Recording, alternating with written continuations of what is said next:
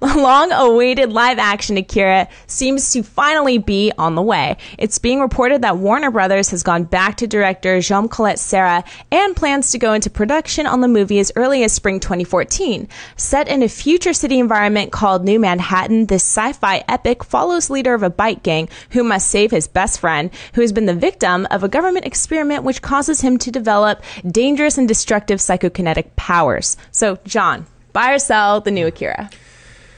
This is very, very sensitive, this one, because there are a lot of fans out there who have been waiting for an AKIRA movie for a very, very long time, and a good chunk of them have been very against the idea of North Americanizing it. But being in New Manhattan, that's probably the direction they're going to go. So they can put recognizable names and faces in it, as opposed to an unnamed, Japanese cast that a lot of people in North America wouldn't necessarily recognize, unfortunately. I'm going to still buy it.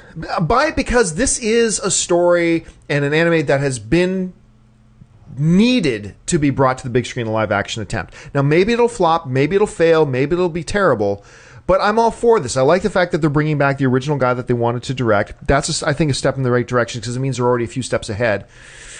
The budget's going to be smaller, so it sounds like if the original budget was $90 million and they're reducing that even more, you're probably going to look at like a $70 million budget, which probably isn't too bad. They can probably fit that in. A lot of potential for disaster here, Dennis, but still, I think it's hearing that they're finally doing an AKIRA movie is a reason to celebrate, and then let's just keep our fingers crossed. What do you think? Oh, I'm going to have to sell this. Yeah. I mean, yeah, it's pretty obvious that with New Manhattan, and obviously they want to make their money back, they're gonna whitewash the cast from the original anime. I mean, AKIRA is something like Watchmen for me, where when I was in high school, it was like I was obsessed with it. I'd watch it all the time. I remember there was a rumor, before. There was I think someone had mentioned Zac Efron or something as Kaneda. Oh, yeah, I remember that. I think I threw up in my mouth a little bit over that.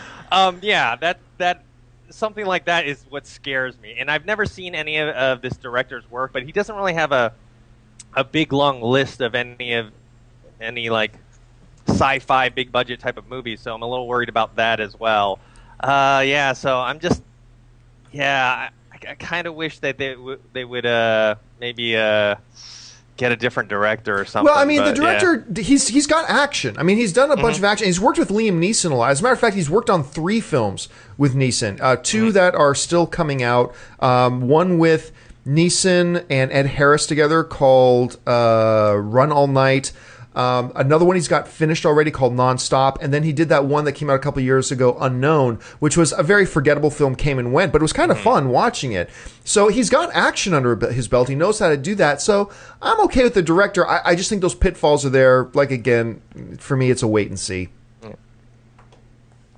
All right. Well, I don't think they should North Americanize it, but that's just me. No, it'll see it otherwise. That's the unfortunate truth. And it's a sad state of affairs, but the reality is nobody here will go see it if it's an all-Asian cast that they don't recognize and don't know.